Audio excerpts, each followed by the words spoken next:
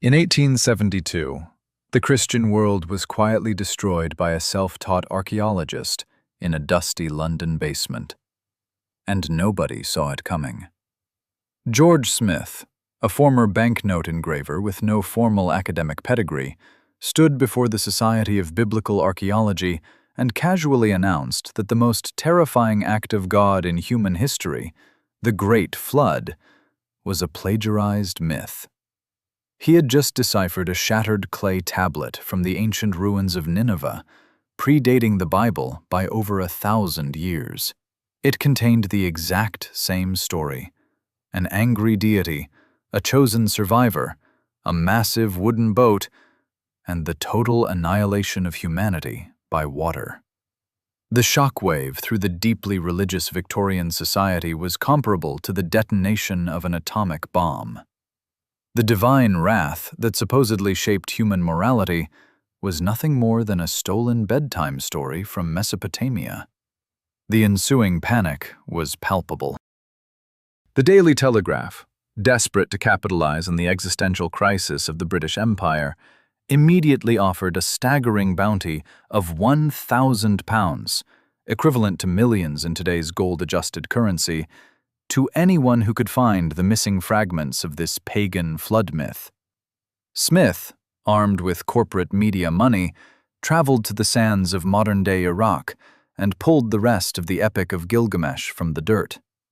He proved beyond a shadow of a doubt that the biblical Noah was merely a rebranded Utnapishtim, a Sumerian survivor who was tipped off by a rebel god before the skies opened up to drown a noisy, irritating human race. The theological implications were devastating. The ultimate symbol of divine judgment was reduced to ancient copyright infringement.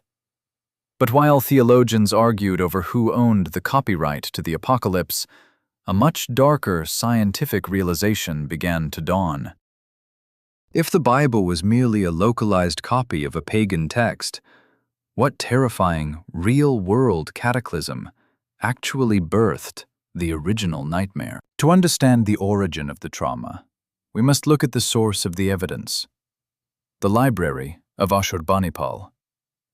Discovered in 1849 by British archaeologist Austin Henry Layard, Nineveh was the beating heart of the merciless Assyrian Empire. Ashurbanipal wasn't just a butcher of nations. He was an obsessive hoarder of knowledge. He sent scribes to the darkest corners of the known world, demanding that foreign libraries be preserved and dragged back to his capital. The result was a staggering archive of over 30,000 cuneiform tablets. This was the ancient world's hard drive, capturing the collective memory of civilizations that had already turned to dust. And buried deep within this archive was the undeniable proof that the fear of a world-ending flood was the single most dominant psychological scar of early humanity. The Utnapishtim narrative, found in the Epic of Gilgamesh, was incredibly specific. It detailed the dimensions of the vessel, the gathering of biological specimens, the grounding of the ship on a high mountain peak, and the offering of burnt sacrifices to appease a pantheon of psychopathic gods. It was written in the 18th century BC, but it recounted events that were already considered ancient history by the people who carved it. For the Sumerians and Akkadians, the flood was as distant and legendary as the Roman Empire is to us today. This meant the actual event, the physical influx of water that killed countless thousands, occurred in a prehistoric abyss far beyond the reach of written language. The establishment tried to dismiss it as a localized river flood, exaggerated by primitive minds. A bad monsoon season spun into a global apocalypse. But that comfortable delusion was about to be shattered by discoveries made far beyond the borders of the Middle East. If it was just a localized Sumerian myth, why did every corner of the planet remember the exact same watery execution? The geological footprint of the myth refuses to be contained to Mesopotamia. Travel east to the Indian subcontinent, and you find Matsya, the first avatar of the Hindu god Vishnu. The legend speaks of a benevolent king, Manu, who saves a tiny fish that rapidly grows into a leviathan. The divine creature warns Manu of an impending, world-cleansing deluge, instructing him to build a colossal ship and gather the seeds of all living things. The parallels are not just similar, they are forensically identical. Given the proximity of the Indus Valley to Mesopotamia, historians conveniently brushed this off as cultural diffusion, a campfire story traded along ancient Bronze Age supply routes. But the diffusion theory collapses when you cross the oceans. Deep in the jungles of Central America, the Mayans compiled the Popol Vuh. Their sacred text nonchalantly describes the gods repeatedly engineering and exterminating humanity like failed lab experiments. One of these total wipeouts was achieved through a catastrophic, earth-shattering flood. Travel north to the freezing fjords of Scandinavia, and the Norse mythology dictates that Odin and his brothers murdered the primordial giant Ymir, and his spilling blood created a torrential ocean that drowned the world. Different gods, different climates, but the exact same mechanism of execution. Humanity did not share a collective imagination. They shared a collective, inherited trauma, a genetic memory of drowning. But while Western civilizations internalized this trauma into religions of submission, building mythical boats to hide from the wrath of heaven, one ancient empire refused to just pray and die. They fought the water, and they left the first indisputable physical proof behind. China stands alone as the ultimate anomaly in the mythology of the Great Flood. The Yellow River and the Yangtze have always been geographical serial killers, violently shifting their courses and drowning millions throughout recorded history. In 1900 BC, an apocalyptic earthquake triggered massive landslides, blocking the Yellow River and creating a colossal natural dam. When that dam inevitably burst, it unleashed a wall of water that erased everything in its path. The archaeological site of La Jia, often morbidly referred to as the Pompeii of the East, is a frozen snapshot of this exact horror.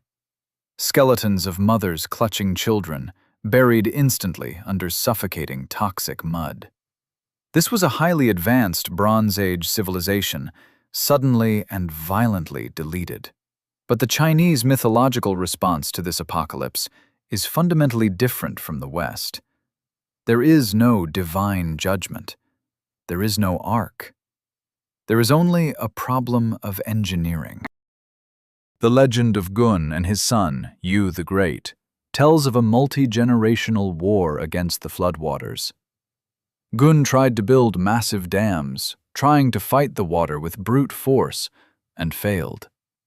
His son, Yu, spent decades mapping the terrain, measuring the riverbeds, and constructing an intricate network of canals to bleed the floodwaters harmlessly into the ocean. The legend proudly states that Yu passed his own home 3 times during his grueling decades of work, never once stopping to rest. This is the manifestation of the Eastern doctrine. Chaos is not a divine punishment to be endured, but a mechanical failure to be fixed through relentless labor and science. But despite the hard archaeological evidence of the Yellow River catastrophe, a localized Asian river burst, no matter how catastrophic, doesn't explain a global trauma spanning from Iraq to Scandinavia. For the real monster, we have to look to the dark, freezing bottom of the ocean. The search for the true Great Flood remained a chaotic academic shouting match until 1931, when the crew of the British trawler Kalinda dragged their nets across the shallow bottom of the North Sea. Just 100 kilometers off the coast of the UK, in an area known as the Dogger Bank, the fishermen pulled up a jagged block of peat. Embedded within it was an elegantly carved harpoon point made of reindeer antler. It was a tool straight out of the Stone Age. The fishermen had not found a shipwreck. They had found the floor of a drowned continent. Further dredging of this bleak, shallow stretch of ocean yielded the impossible: the bones of mammoths, cave lions, and human DNA. A Neanderthal skull fragment was pulled from the freezing waters off Zeeland, carbon dated to 40,000 years ago. Geologists and oil prospectors eventually mapped the seabed, revealing a horrifying reality. There used to be a contiguous landmass connecting Great Britain to Germany and Scandinavia. It was named Doggerland, a territory the size of modern Britain, carved by massive rivers where the Thames and the Rhine once converged. It was the absolute center of European prehistoric civilization, a fertile hunting ground teeming with human life. And then, it was gone, sucked beneath the waves in a geological blink of an eye. We are currently living on the high-altitude remnants of a post-apocalyptic world. But rising sea levels from melting glaciers are a slow, creeping death. They happen over centuries. They don't spawn terrifying legends of overnight annihilation. Unless the sea didn't just rise. Unless the ocean was weaponized. To understand the death of Doggerland, you have to look at the violent end of the last ice age. Around 11,000 years ago, global temperatures spiked. Millions of cubic kilometers of glacial ice began to liquefy, steadily choking the coastlines. The inhabitants of Doggerland were slowly being squeezed. Generation after generation, the hunting grounds shrank, the marshlands expanded, and the rivers overflowed. The sea level was creeping up by an average of 10 millimeters a year. It was a miserable, wet retreat, forcing tribes to migrate to the higher grounds of what is now England and Europe. But a slow retreat doesn't create the trauma of Utnapishtim. It doesn't create a myth where the sky turns black and the world ends in a single day. Some modern scientists argue that Doggerland's demise was just a mundane climate shift, a gradual fading into the sea. They claim the population simply packed their tents and walked away. This sterile academic viewpoint ignores the savage reality of geology. The Earth doesn't always kill slowly.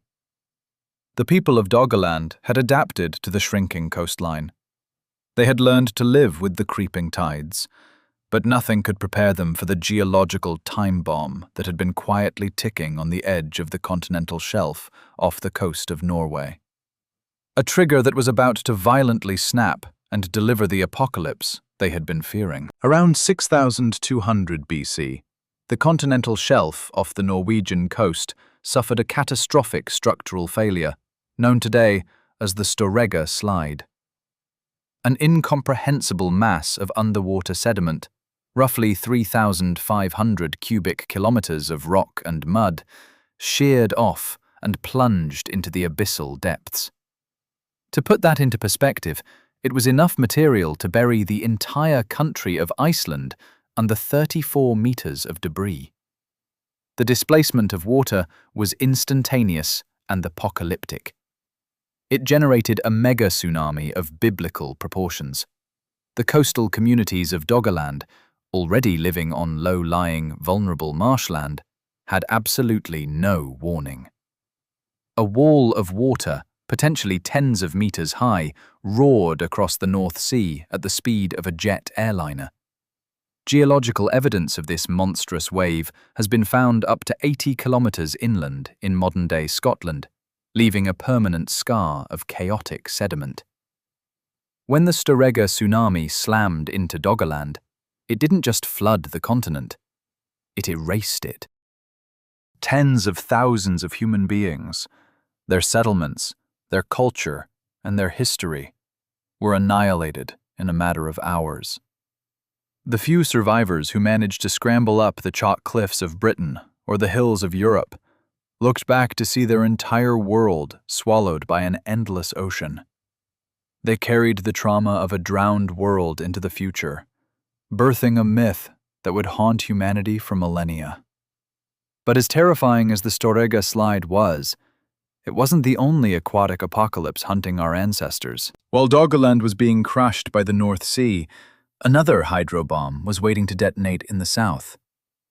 In the late 1990s, marine geologists William Ryan and Walter Pittman proposed a theory that sent shockwaves through the scientific community: the Black Sea Deluge.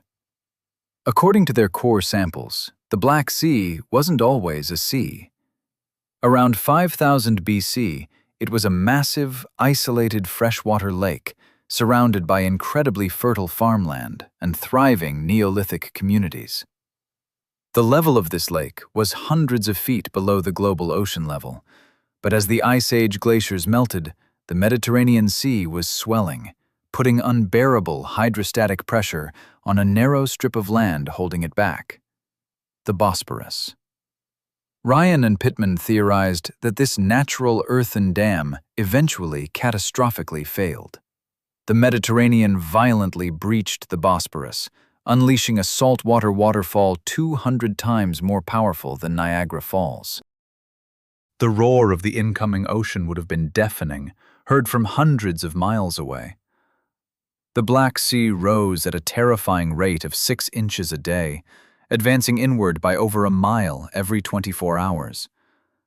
It was an unstoppable, creeping apocalypse. Farms, villages, and ancient cities were swallowed whole by the rising saltwater. Tens of thousands of refugees were forced to run for their lives, carrying the memory of the deluge south into Mesopotamia, right into the cradle of Sumerian civilization. An apocalypse moving at a mile a day, swallowing everything in its path. But did anyone actually live to witness this watery hell? Or is it just a convenient theory for bored geologists? The academic establishment heavily criticized Ryan and Pittman. Geologists hate sudden catastrophes. They prefer slow, boring, uniform changes. To prove the Black Sea deluge wasn't just a fantasy, someone had to go down into the abyss and find the bodies. Enter Robert Ballard, the man who found the Titanic. In the early 2000s, Ballard brought remote-operated vehicles to the coast of Turkey and plunged into the anoxic dead zone of the Black Sea. At a depth of around 100 meters, Ballard's cameras illuminated the impossible: a perfectly preserved ancient shoreline. He found freshwater shells, drowned river valleys, and, most shockingly, evidence of human habitation. Carved stone tools, wooden structures, and rectangular foundations sitting perfectly undisturbed in the freezing darkness. Because the lower layers of the Black Sea are completely devoid of oxygen, the organic material hadn't rotted. It was a submerged graveyard of a civilization that didn't run fast enough. Ballard's findings were a massive blow to the gradualist dogma. The evidence strongly suggested that the water came in fast, violent, and permanent. The people living in the Black Sea basin were abruptly evicted by a geologic catastrophe. The scientific establishment panicked, because admitting Ballard was right meant opening a door to a past they couldn't control, and the anomalies were spreading faster than they could suppress them. When you align the geological timelines, a terrifying picture emerges. The Epic of Gilgamesh was written down by the Sumerians around 2000 BC, but the Sumerians were explicit that they were recording ancient history, handed down through generations of oral tradition. The Storegga slide wiped out Doggerland around 6200 BC. The Black Sea deluge drowned the Mediterranean basin around 5000 BC. We are looking at a prehistoric game of telephone. Humanity possesses the FOXP2 gene, giving us the capacity for complex speech, which has been active for over 100,000 years. Our ancestors weren't grunting animals, they were highly articulate survivors. When a mega-tsunami erases an entire continent, or a freshwater lake is violently converted into a saltwater ocean, the survivors don't just forget. They encode the trauma into their culture. The story of Utnapishtim, of Noah, of Manu, is the mutated, mythologized echo of these highly localized, very real exterminations. The timeline fits perfectly. The Sumerians inherited the nightmare of the Black Sea refugees. The Norse inherited the trauma of Doggerland. The puzzle pieces of the Great Flood were finally interlocking, mapping a world fundamentally hostile to human existence. But the puzzle wasn't complete. A third, massive anomaly was waiting in the murky, uncharted waters off the coast of India, ready to rewrite the timeline once again. In 2001, oceanographers surveying the Gulf of Khambhat off the western coast of India noticed strange geometric anomalies on their sonar. Sitting 40 meters underwater, stretched across a 9-kilometer riverbed, were the unmistakable acoustic signatures of a massive, drowned city. Divers pulled up construction debris, pottery shards, beads, and human bones. Carbon dating of a piece of submerged wood threw the archaeological community into absolute chaos. It dated back to 7,500 BC. If these dates hold, the Gulf of Khambhat ruins predate the oldest known cities of Mesopotamia by thousands of years. It suggests a highly advanced, early civilization sitting right on the coast of the Indian Ocean. And just like Doggerland, and just like the Black Sea Basin, it was suddenly and violently swallowed by rapid sea level rise following the end of the Ice Age. The sudden drowning of the Khambhat civilization is the most mathematically probable origin of the Hindu Matsya myth. 3 separate underwater graves. 3 disconnected apocalypses. Doggerland, the Black Sea, Khambhat. The earth was violently shedding its skin, and humanity was caught in the crossfire. So which one was the true Great Flood? The answer is infinitely more horrifying than a single act of divine wrath. The brutal reality is that there was no single Great Flood. There was an era of drowning. Between 10,000 and 5,000 BC, the planet engaged in a violent climactic restructuring. Ice dams collapsed, continental shelves shattered, and oceans relentlessly hunted the coastlines. The Great Flood wasn't an event. It was the defining condition of early human existence. The myth of Noah, of Utnapishtim, of You the Great, these are not fables of morality. They are the PTSD of a species that was nearly exterminated by its own planet. We look at our modern coastlines and assume they are permanent. We build trillion-dollar cities on the edge of the ocean, suffering from historical amnesia. We forgot that the water always wins. We are a species defined by survivor's guilt, telling ourselves stories of angry gods to rationalize the blind, mechanical violence of geology. The truth is cold, wet, and indifferent. Our ancestors are simply the lucky few who ran fast enough to reach the high ground. And the sprawling civilization we boast about today is nothing more than a temporary camp, built directly over the drowned graves of those who couldn't swim.